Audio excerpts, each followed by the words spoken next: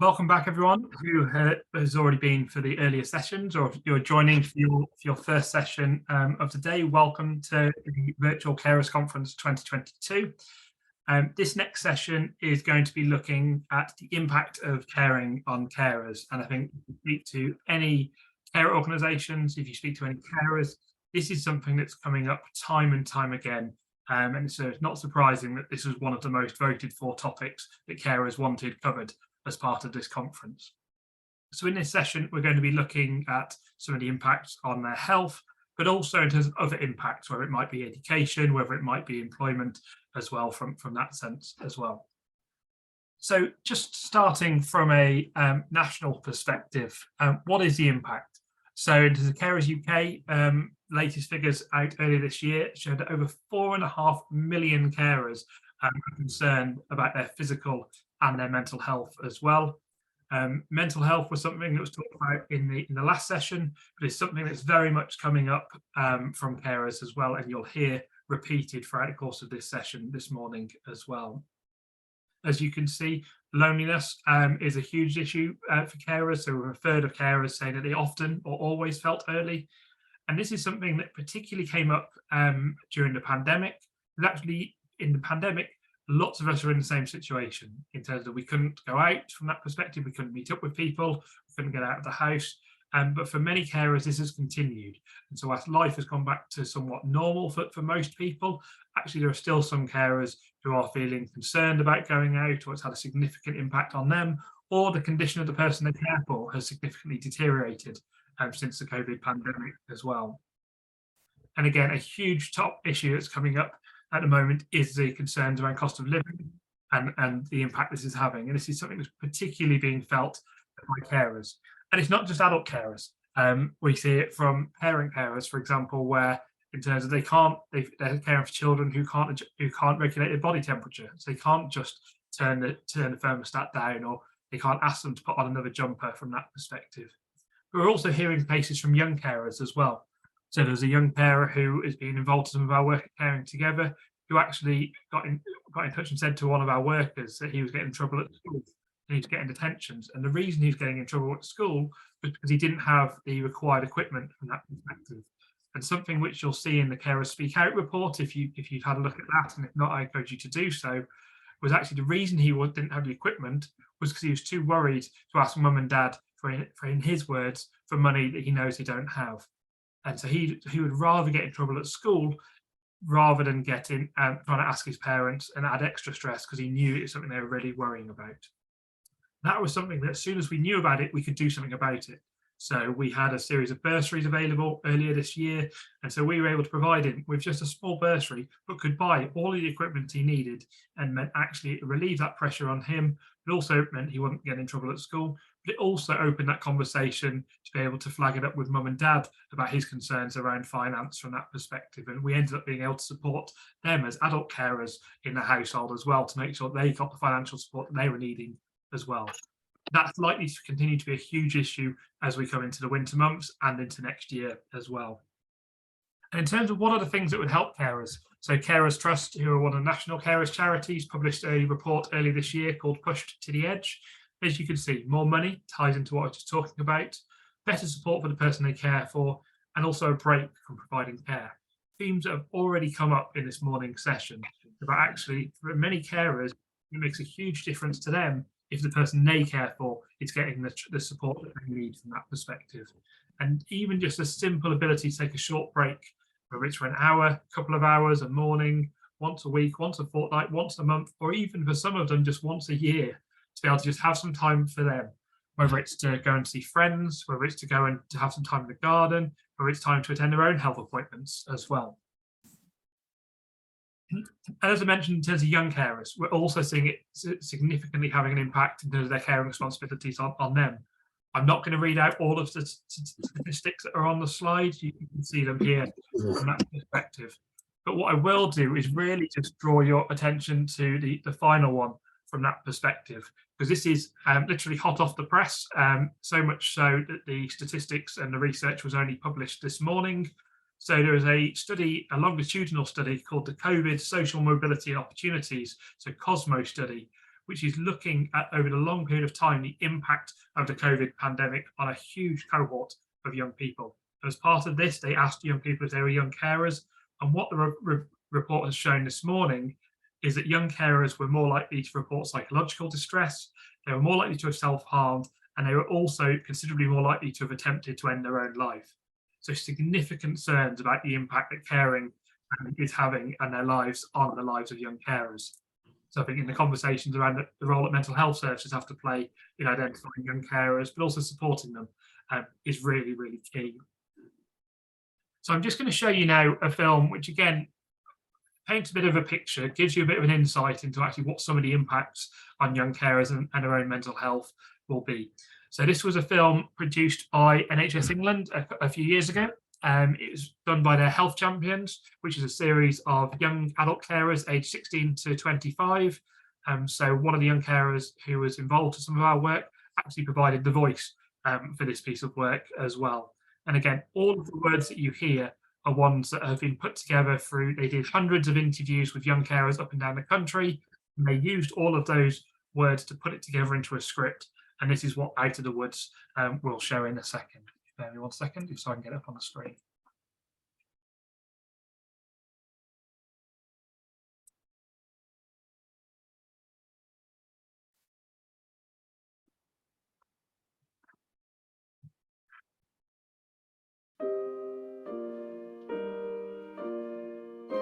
I first realised I was a young carer when I was 12. After Mum was diagnosed, I had to help her get washed and dressed, make her take her tablets, cook 3 meals every day, as well as having school and homework. No breaks, no days off. It felt like I was lost and alone, with no way out of the woods. I think I knew there were other young carers like me out there, but I didn't know how to find them or talk to them. And my other friends called me horrible names. They thought I was stuck up.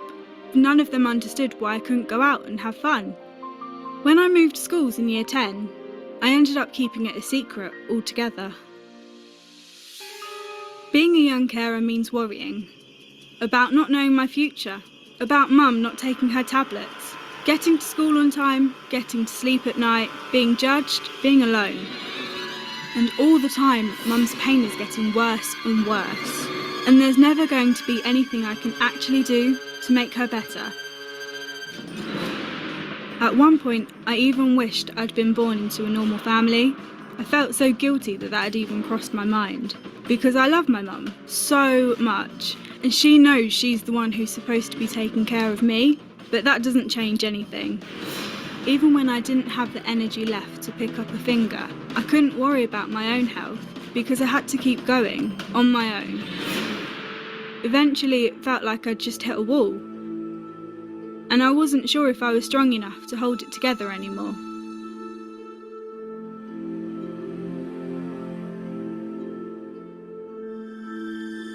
I wouldn't have known what to say to a GP, even if I'd been brave enough to go.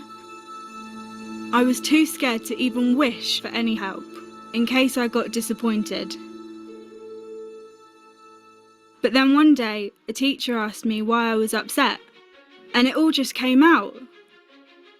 She told me about a Young Carers project, and suddenly, there were people I could talk to, new friends I could make.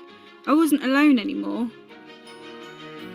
They even arranged extra help for my mum, and I felt like there'd been a load of bricks lifted off my chest. It was scary at first, but just having somebody to talk to who understood was such a relief. I stopped worrying about school so much. I started believing everything might be okay. I felt like I could be in control of my life again. I could be safe, happy, maybe even change the world. I didn't choose for my life to be like this, but the strange thing is, now I wouldn't have it any other way.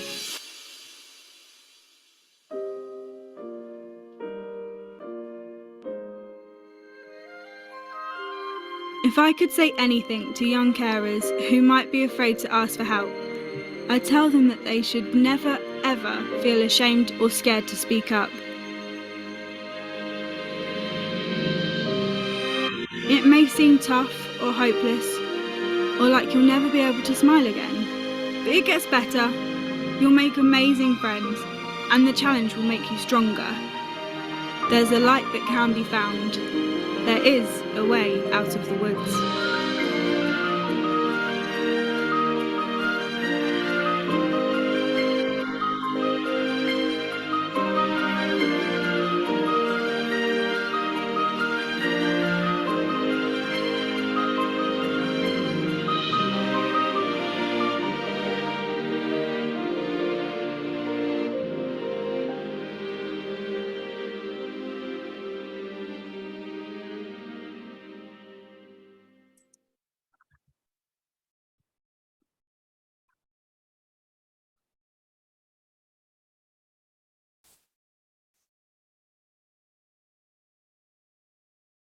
But you can see with that video, it really sort of highlighted some of the impact and just the extra sort of pressures that are placed on young carers. So you just saw in terms of that young person just reel off all of the different things that they're having to think about on a day-to-day basis, as well as just being a young person. So schoolwork, trying to make friends in terms of actually have time for themselves, their own mental health, their own relationships from that perspective.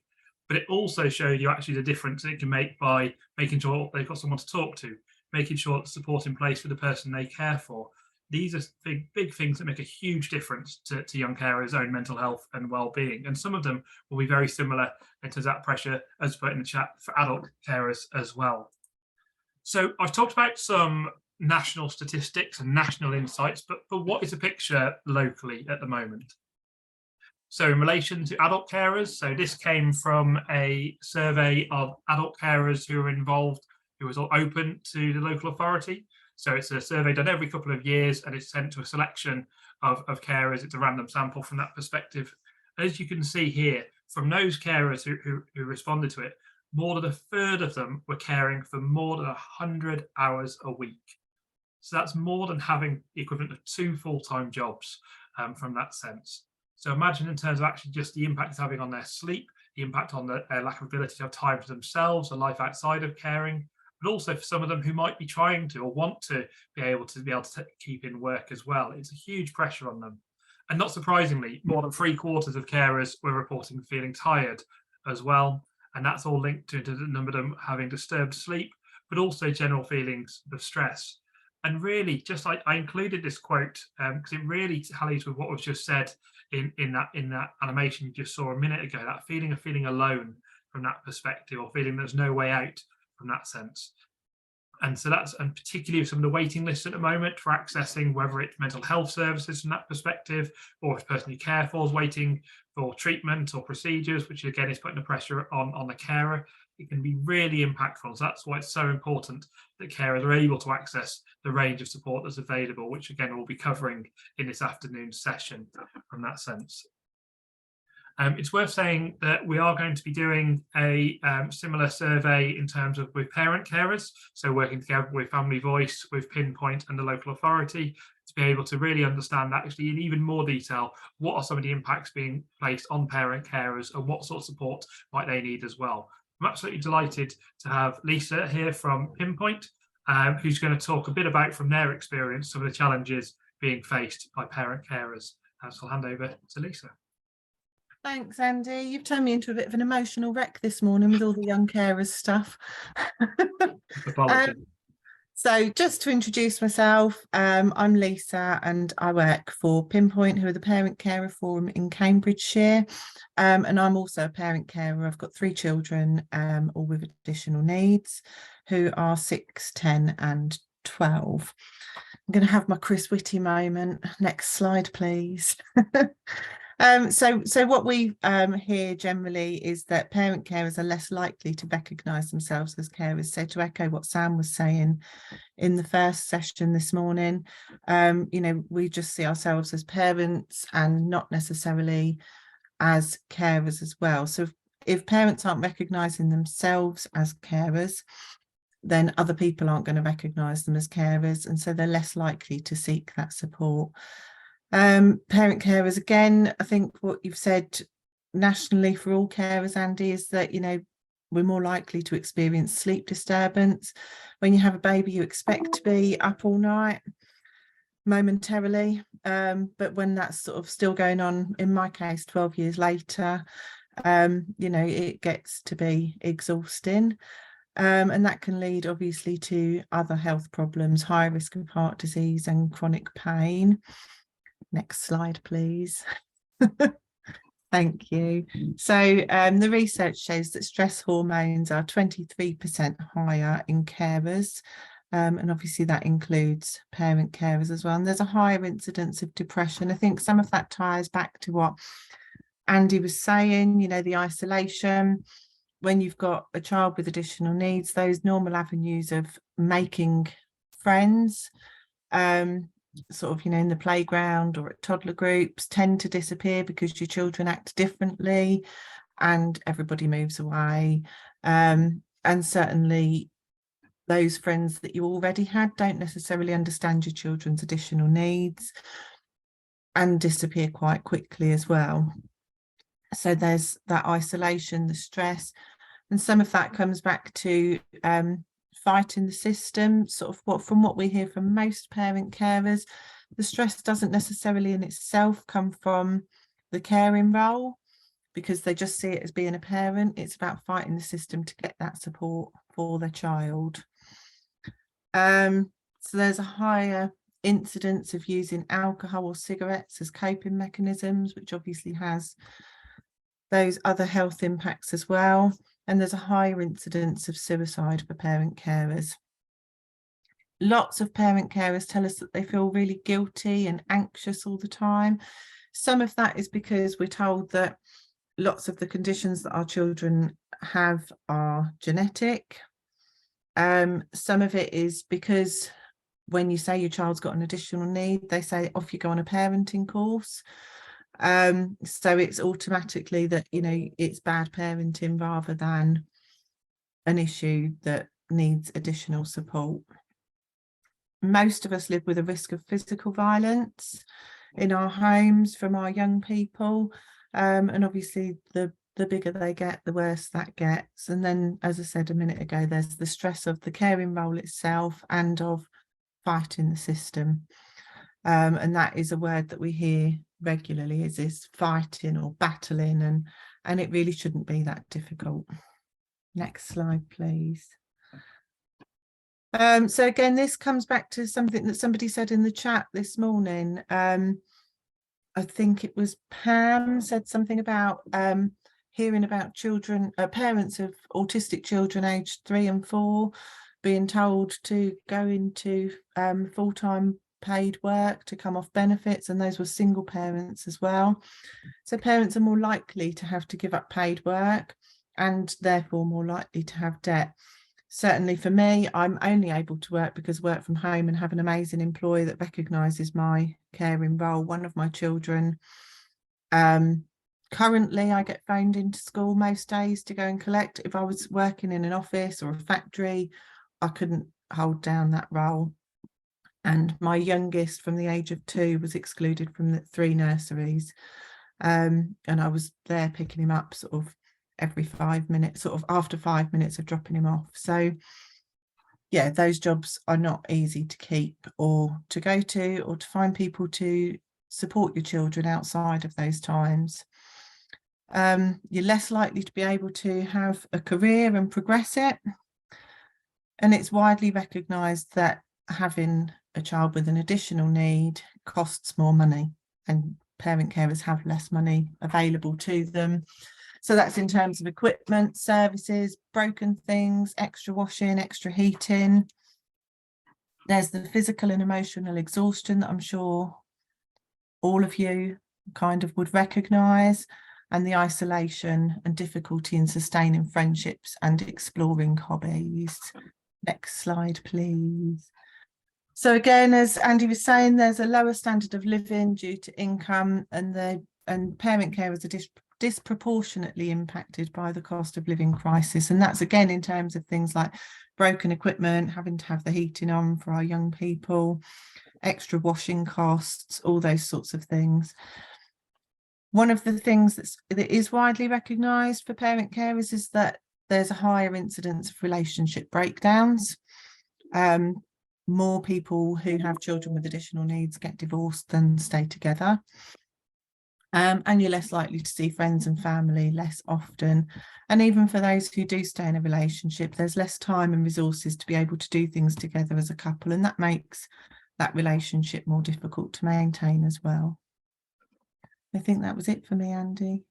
Brilliant. Thank you ever so much, Lisa. And I think you've really sort of highlighted in terms of some of the issues for parent carers, but also would equally apply for siblings in those households as well. So about broken things.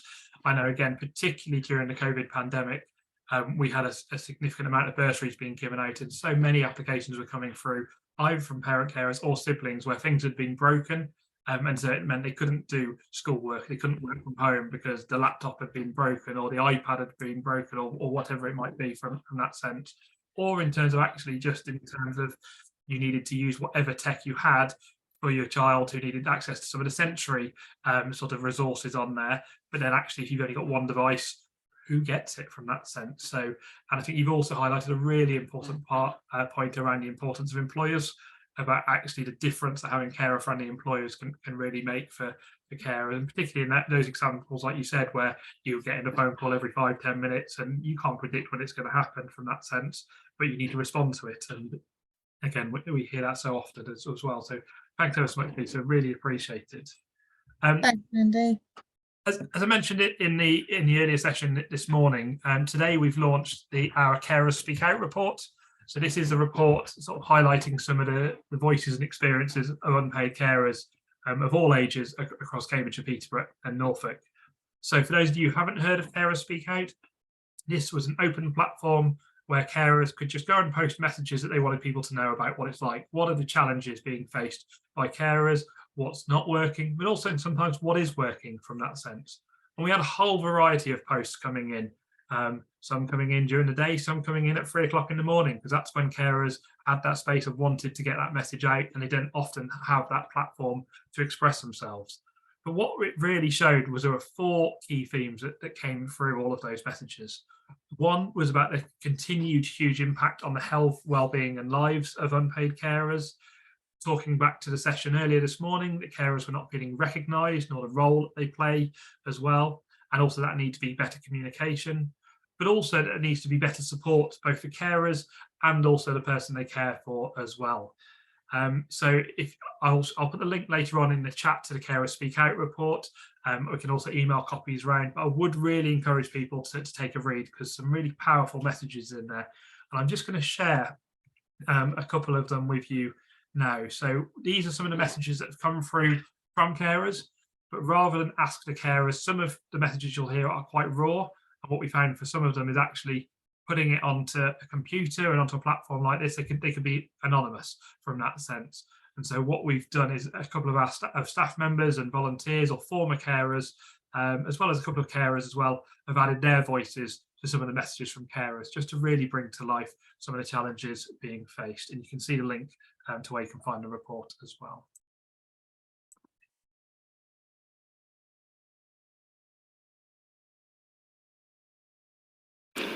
I am a full-time 24/7 carer of my mum. The £69.70 carers allowance is so difficult to make ends meet. I get so upset when people, including my brother and mum's sisters and brothers, say you have it easy not working, sitting at home all day long. If only they could understand how hard work it is being a carer all day, all night, and having everything to do for the person you care for. Lack of sleep, on the go all day, never being able to relax. It would be nice if we were appreciated once in a while. Unpaid carers work 24/7, 365. There's no sick pay, union, workers' rights, clocking off or holiday days for us. Our loved ones rely on us to be there for them. And more often than not, during the pandemic, we've been asked to step up and take on even more caring. Many of us have given up our careers to care full-time and gone from earning good money to being paid a weekly pittance known as carers allowance. How many MPs would take on the levels of responsibility we have for such a small amount of money? The difficult part of being a carer is the relentlessness of it. If I'm having a bad day or feel unwell, nobody else makes the dinner or does the cleaning, and I can't have a night off. or even an early night, unless my husband wants one too. As you can guarantee, it will be toileting or otherwise medically complicated night, just when I could really do with a rest. Other couples share everyday chores and responsibilities. For me, it's just me all the time. And what you'll see if you take a look at the Carers Speak Out report is just the impact it's having and just how powerfully some of those messages are conveyed. And it covers a whole range of topics, from experiences with health and social care professionals to lack of recognition to that impact as well. So I would really encourage people to have a look at the Carers Speak Out report, to see some of the experiences being shared, but also some of the recommendations. So we shared the recommendations with the carers who had actually contributed, just to make sure that actually what we were saying we think needs to happen reflects what they think needs to happen as well. And as I said, in terms of, it's not something that just impacts on adult carers and parent carers as well, but also, again, thanks to Centre 33 of being able to ask some of their young carers, actually, what's the impact on their health? What are the biggest challenges they face here? And as you can see, some of them sort of correlate so with what Lisa said a moment ago about actually lack of sleep from that sense, saying actually if their sibling is awake all night or waking up regularly through the night, then actually chances are their brother and sister is likely to wake up from that perspective. And again, what does that do in terms of their preparation for school or their ability to concentrate if they've got a GCSE exam the next morning or a test from that situation as well? But also the significant impact, as I highlighted in some of the national stats earlier, on their mental health. And as you can see for this young person, they're saying how they felt lucky that they got the support from Centre 33. But actually, what about those who aren't identified? So at Caring Together, we did a snapshot survey earlier this year, so of young carers all across the country from that perspective. And on average, young carers were caring for 3 years before they were identified for any support. And sadly, even now in 2022, there were still young carers who'd been caring for more than 10 years before they got linked into any support. So to put that into context, those young carers started caring when they were 5 or 6 and only got linked into support when they were finishing their GCSEs from that perspective. And for me, that's just a huge letdown for those young people in terms of the impact it's had on them, in terms of their education, but also the potential risk to their long-term health and well-being as well. And it came up in the session earlier, just somebody to ask, actually, in terms of sometimes they say they want you to ask, am I okay? But sometimes in terms of they just want that space. And so again, just finding out from the young person, what is it they need? Because one size doesn't fit all in relation to young carers, neither to any carers as well. And as I said, it can also have an impact in terms of on their education side of it as well, and their future aspirations. So I just wanted to share a story here. So this is about Holly. So Holly was a young adult carer who was involved with Centre 33's Young Carer Service, and then there's now been linking in with us at Caring Together around some of the work around young carers at university. So I'm just, as you can see here, so she was one who cares for her sibling, her sister, a range of different conditions, and again had significant impacts on her sister's health with 7 brain surgeries to date. And as you can see in the quote there, she wanted to go to university, but actually that process, yes, for many young people applying to go to university, there's lots of nerves, there's lots of uncertainties, lots of unanswered questions from that sense. But for Holly, she had that feeling of guilt, which probably none of her friends had from that perspective, because she knew the course she wanted to do, she couldn't do it locally. So she'd had to move away from home. And when I interviewed Holly to get some of this feedback from it, I remember her saying just about actually how the guilt for her was that she knew it would be mum who'd be picking up the pieces. As with many carers, she wasn't thinking about her first, she was thinking about the impact on her mum from that situation as well. And again, similar to the young carer who went to the GP receptionist and got signposted to the job centre, Holly searched for young carer on a university website, and a result came back said, "Did you mean careers?" And for young carers to find that in terms of when they're looking for support, can have a huge impact and can stop many of them applying to go on to higher education at all from that sense. Similarly, if they're looking for jobs to go into, knowing, are they carer friendly? Is there support in place as well? And for many young carers, they don't end up going on to where they possibly would have gone to because of the lack of support in place. Really pleased to say, in terms of that for Holly, she had a really positive outcome. So if anyone recognises that picture there, so Holly has just started her 2nd year now at Oxford University. doing a course. She's absolutely loving it from that sense, but it's only because of her tutor. So her form tutor actually pushed her quite a lot. So as you can see here in Holly's words, she actually got quite cross at me when she told her about her guilt, because she said, actually, you need to look at what's best for you. That's what mum will want. That's what you need to put first and foremost from that perspective. You can't make your decisions based on your caring responsibilities as well. And she also said that actually, and I love this phrase, if anyone's involved in any work around universities, there's lots of talk about outreach and widening participation. But in Holly's words, she says, yes, there needs to be more outreach, but there also needs to be inreach. And I just love that concept about saying that actually you need to look at what support's available when they get there. That'll apply equally to young carers going to college. Yes, there's lots of information before they get to college about what support's available, the pastoral team, but what support's in place when they're there from that perspective as well. And sort of digging, being professionally curious to ask around actually what are some of the challenges being faced as well for them. So we're just going to sort of now, as we did earlier, go on to another interview with a carer. So I'm really grateful to have Steve Acklem on the call. So Steve's a carer who's been involved with Caring Together for a number of years. I won't tell any more about his story. I'll let him do far more justice than I ever would. But I'll bring in Steve. Steve, did you want to just start by just giving a bit of an overview about you and your caring situation? Yeah, good morning, everybody. Thanks, Andy.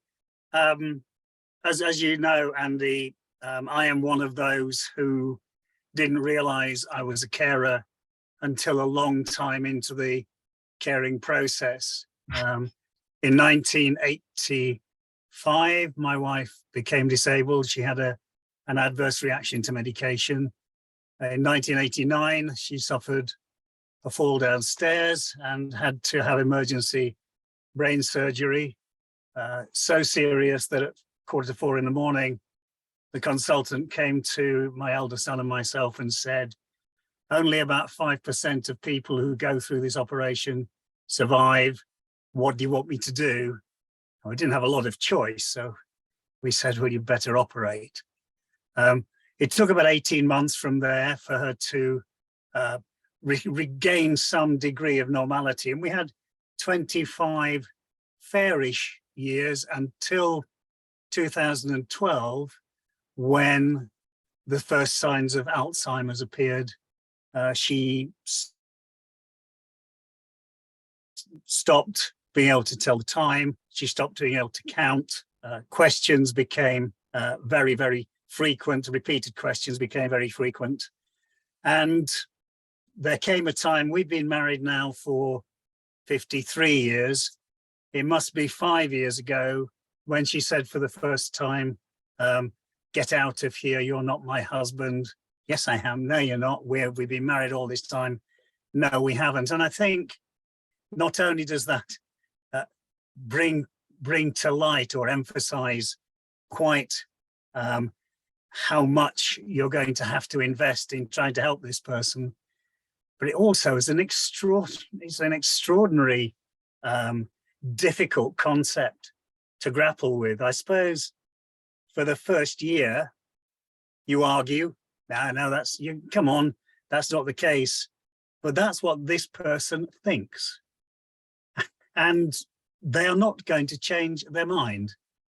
I mean, I'll come to the end of the story, and then you can ask me anything else you want, Andy. But she's now in care and has been for the last 15 months, and although she recognizes a voice, because I go and see her every 2 days, she has no context. She doesn't know that it's me. I can talk to her about family, friends, and animals, and there will be an acknowledgement, but no, as I said, no context. She doesn't really recognize where she's been. Is that? I mean, that's quite a long-winded introduction, but that's the reality. No, it's really helpful, Steve. It shows that journey that many carers go on from that perspective. And I think again, this is the point that really stuck out to me, was that not realizing just how much in terms of time and energy it's going to take from you in terms of actually supporting your wife in that sense. And so when she's living at home with you, how did that impact on you? Because obviously you were previously in work, and then that changed. How did you find that sort of impacted you into your lifestyle and just you as an individual? as it got worse and worse, we only got to the stage, for instance, where she lost the ability to drive. It could take me an hour to get her either into or out of the car because the brain simply wouldn't process the information that was necessary to do that. Or she got stuck on the stairs and it would take me an hour to get her upstairs. Or she'd get up in the night and fall asleep downstairs in the kitchen, and I'd have to pick her up and carry her back. Well, not carry, pick her up anyway. I think somebody said earlier about the physical problems of trying to help somebody who's lost their own ability to do these things. And it's because Alzheimer's, I know we're not talking just about Alzheimer's, but Alzheimer's is a progressive condition. So people simply get worse and worse and worse in their ability to function properly, to help themselves dress, to help themselves wash, to help themselves eat. They stop the ability to cook. They stop being able to sign anything because they can't process that information either. And gradually, from being a partnership, you're having to take over all these responsibilities. And my wife was a very capable person and did some of these things exceptionally well. And then the time came when she simply couldn't. But if we were to continue to operate, I suppose, as a unit, I had to take up all those jobs. And what do you say to somebody who's filled the kettle with dog biscuits? Where is the logical process that takes her there? I don't know. I don't know. I really don't know. And that's a bit into that lack of logic, being able to really sort of just get your head into that place from that sense. And just to say, in terms of for any carers listening to this, appreciate it. It can be really difficult. So I think I'm really keen to say that actually, if any of you want to speak to someone from the carer helpline, or if you want one of the helpline to give you a call, feel free, rather than thinking you have to call us. If you just want to pop a message to me in the chat, and then I can make sure someone gets in touch with you as well, because I appreciate it can be difficult from that sense. And Steve, in terms of, if you don't mind me asking, how is it for you in terms of, you sort of had two things going in parallel. You had your wife's condition getting worse, and so she's recognising you less from that. So you got that emotional side, then at the same time, you're physically having to do more. At the same time, you got that physical side. So how did you cope? How did you get through? What helped you in terms of with that sort of two things going in tandem? I suppose we were quite lucky in one sense, and this is not meant to, or I hope not to give offence. I mean, we did have some resources that meant I could bring in privately funded carers to look after Veronica and allow me to go out occasionally. But no, well, certainly we did not have limitless funds. So there was, there were constraints on how much I could do that. And although they were very good, there were huge gaps. You know, they'd come in the morning, they'd come in the afternoon, perhaps in the evening, but there were huge gaps. And during those gaps, it all fell to me. And, you know, on those nights so somebody sent, I'm just remembering somebody put something in the chat which said they were scared by what I was saying. Almost don't be, because not everybody's the same. And so not everybody, it's a very individual condition. It doesn't manifest itself in the same way for everybody. So lucky's the wrong word, but you may find it less demanding with your partner than I found it with mine. And so I think it's important. I mean, I hope nobody gets to the situation we got to, Andy, where this does happen, I think, in Alzheimer's. People say, I want to go home. They are home, but they want to go home. And home is anywhere that isn't where they are, but somewhere where they feel home is. Does that make sense? And the only way I could deal with that was to actually drive Veronica around in the evenings, maybe for half an hour. And the one thing she remembered was our postcode. We had sat nav in the car, so we'd we'd get towards the end of the journey and I'd say, okay, what's the postcode we want to get to? And you'd put it in and then you'd end up back where you started.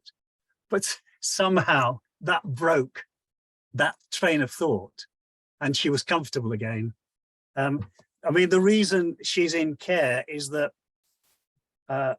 she became bedbound. And so she was at home in a converted lounge for an hour or so, for a year. And then one night, quite suddenly, she got out of bed. And the problem was all her medication was in that room. All sorts of things were in that room, which were predicated on the fact she couldn't get out of bed. And then she did. And quite suddenly you have to say, right, we have to change this now. This is no longer something I can deal with and cope with. And I think you get to that point of recognition where you like something needs to change from that perspective, both for you, Yes. but also for your wife from that perspective as well. Appreciate we've talked a lot about some of the impact, and again, I appreciate it can be quite difficult to hear. And again, that's why I'm really keen to reiterate, if anyone does feel like you need someone just check in about support, then do drop me a line, or if you do want to contact the helpline as well, I can put the number in the chat afterwards. But Steve, I was really keen just to sort of finish off with looking at, in terms of finding out what support you accessed as a carer and how that helped to reduce some of that impact. You mean how many times did I fight with the authority? Well, that, or just in terms of other support, in terms of with linking up with other carers or things like that as well. I found that the crisis team from Fulbourn, when Veronica's Alzheimer's manifested itself as sort of increasingly physical violence, they were brilliant. You know, they came very quickly. They did what a crisis team should do, and they turned up very fast and helped me deal with some of that. The consultant obviously prescribed a variety of medications, and eventually we found one that has helped Veronica, although like all medications, you know, everything has a side effect, so you have to be quite diligent as to whether you think it's the right thing. Excuse me, I suppose in the year or so before Veronica went into care, it cost me in excess of £40,000 to care for her at home. You know, which is why I am just so frustrated that they've pushed the care funding package back another couple of years.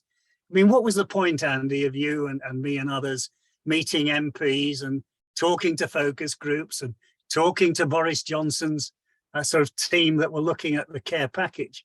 And then they kick it into the long grass. I mean, it's just a nonsense. Anyway, I went through the assessment process with the local authority on 3 occasions. I mean, that's a minimum 2-hour, extremely demanding one-on-one question and answer session. Twice, my wife ticked the boxes on the form. That is the criteria that might or might not lead to caring, to funding. She was so ill eventually, it would have been just ridiculous if there hadn't been some sort of state funding. I have used Caring Together.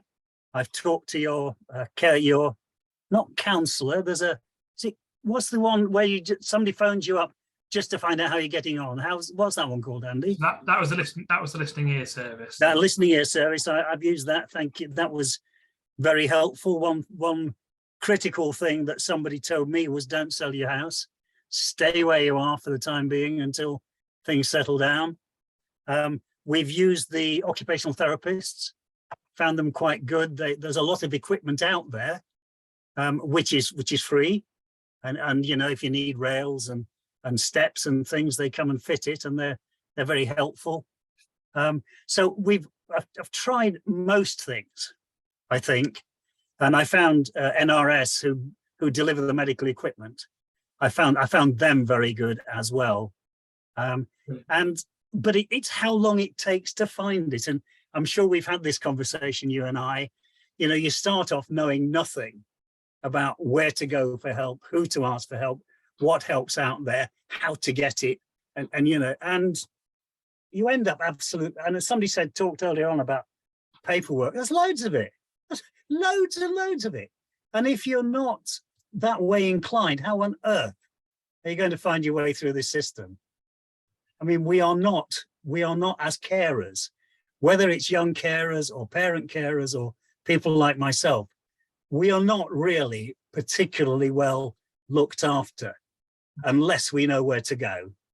Yes, and that is the key. I mean, that is the key message around this, is about actually once carers get linked into the system and into support, then that's where we can help them understand what support's available and help them to navigate that really complex array of health and social care from that perspective.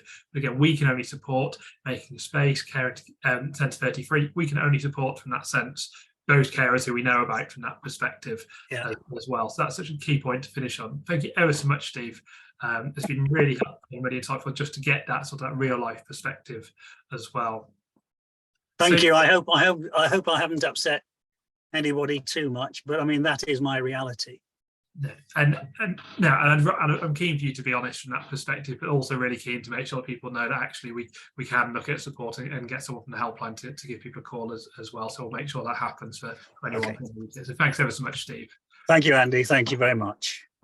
So really, I think Steve's really shown into actually the need for this. Why is action needed? So does both locally and nationally, we are seeing that many carers are at breaking point. And I think the question is, if a carer reaches breaking point, what does that mean? A, for the carer, but also for the person that they care for from that sense as well. But it's also the scale. So 3 in 5 of us will be carers at some point in our lives. So either we're going to be a carer or we're going to need someone to care for us. It's a reality for it from that perspective. And again, we've talked a lot about health today in terms of staff working for the NHS. So the latest figures this year show that around 1/3 of NHS staff in the area are carers themselves as well.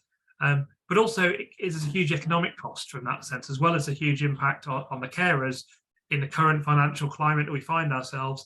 Actually, that the cost savings to the economy are really important messages, because actually in terms of if carers just sort of down tools and said, no, we can't do this anymore, actually the amount of money it would cost would be more than the entire NHS budget in itself as well from that perspective. And that's similarly in terms of into the children. So there's a report that came out early this year showing that actually for children of parents with mental illness, actually that looked at children in year 6. So actually over the course of their lifetime, that could cost the economy as much as £2 billion from that perspective. And that's just one cohort of young people as well for a particular condition.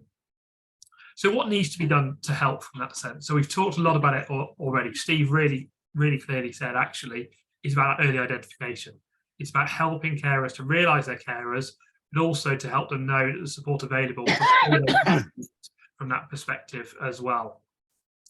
We've talked earlier about the need for care awareness for professionals. So I know this is something that ourselves, Centre 33, Making Space do every single week, is going out to lots of different settings, talking about our services, raising awareness of who carers are from that sense, so that we can try and close the gap between when people become a carer to when they're linked into support as well. And there needs to be better support for the person they care for. And that whole family approach as well. You heard, for those of you who were in the session before the break this morning, around actually just the benefit of having a whole family approach, where you might have multiple people with caring responsibilities or care needs within a family as well. And that's where that join up between adults and children's services, between adults and social health and social care really need to be there as well. There's also carer-friendly communities. So actually, I've talked about the carer-friendly tick, and actually any organisation in this area could work towards the carer-friendly tick. If they're an employer, if they're a community group. So we've had, for example, links with sort of local theatre groups, sort of looking about the carer-friendly tick, because they might have young carers who are accessing their settings. It could be a guides or brownies or scouts. It could be a local football club. We've done a lot of work with Peterborough United Community Foundation Trust, again, around the support that they can provide to young carers and adult carers as well. And as I mentioned, we've got a full set of recommendations in the Carers Speak Out report. So for those of you working with carers, please do take a look at that and see if it's something that you can help us with as well. And I think the final message before, see if there's any sort of final questions from people I'll stop sharing, is don't stop listening to carers. I think carers often will have a lot of the answers as to what they need. They'll also know so much about the person they care for as well. And so often carers say they feel they're not being listened to, they're not being recognised, or even worse, they're being ignored from that perspective. And I think for us to do that would come at all of our perils from that sense. So if you are a carer and you want to have your say, the Carers Speak Out platform is remaining live from that sense. There are other ways in terms of people can get in touch. They can, as I said, I'll give the helplines number in the chat in a moment as well when I finish sharing my screen. So please do get in touch with us as well. So I'm going to stop sharing my screen there and just see if anyone's got any questions they want to come with, or any observations or reflections or anything at all. I appreciate there's been a lot going on in that, and some of it is quite hard hitting as well. Has anyone got any questions or comments?